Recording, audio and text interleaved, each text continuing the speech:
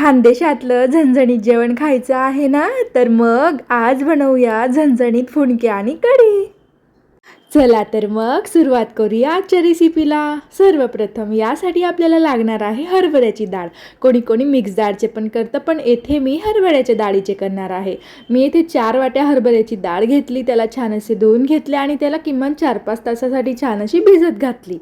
4-5 तासानंतर आपली डाळ छान अशी फुगलेली राहील, तिला आपल्याला मिक्सरला छान अशी बारीक करून घ्यायची आहे. आता बारीक केलेली डाळ आपल्याला ना अर्धा तासासाठी फ्रीजमध्ये ठेवून द्यायची आहे, त्यामुळे आपले फुणके छान असे फ्लफी होतील. आता आता आपल्याला फुणक्यांची तयारी करायची आहे. त्यासाठी अद्रक, लसूण, लाल मिरची आणि जिरं याची आपल्याला बारीक पेस्ट बनवून घ्यायची आहे. आता फुणक्यांमध्ये कोणी कोणी पालक यूज करतं, कोणी कांद्याचे करतं, तर येथे मी रानभाजीचे फुणके बनवणार आहे. याला चिवईची भाजी असे म्हणतात. छान अशी आपल्याला ही भाजी धुवून घ्यायची आहे आणि त्याचे जाड काड्या काढून घ्यायचे आहे आणि त्यानंतर आपल्याला हे बारीक कापून घ्यायची आहे भाजी.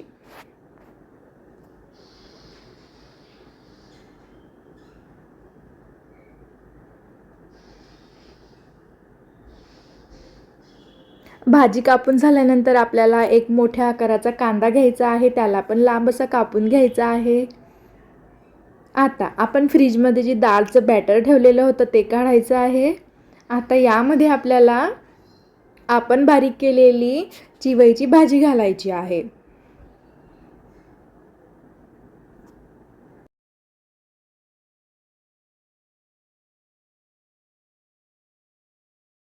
आता यामध्ये आपल्याला आपण बारीक चिरलेला कांदा घालायचा आहे.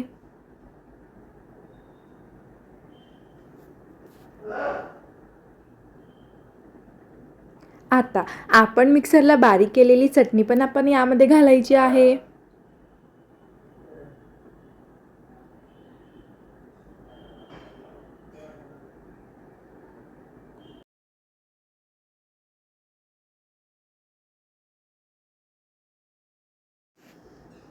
आता आपल्याला यामध्ये हळद घालायची आहे आणि थोडी जिरेपूड घालायची आहे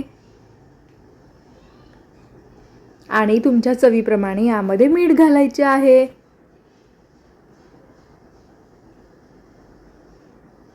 आणि थोडंसं यामध्ये बेकिंग सोडा पण घालायचा आहे आपल्याला, ऑप्शनल आहे.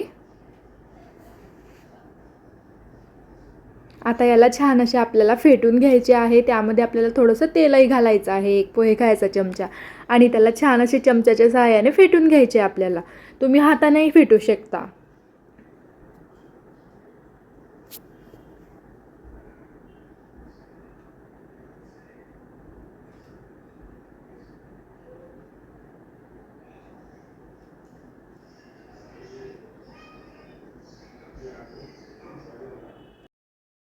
बॅटर छान असे फेटून झाल्यानंतर त्याला 10 मिनिटासाठी साईडला ठेवा.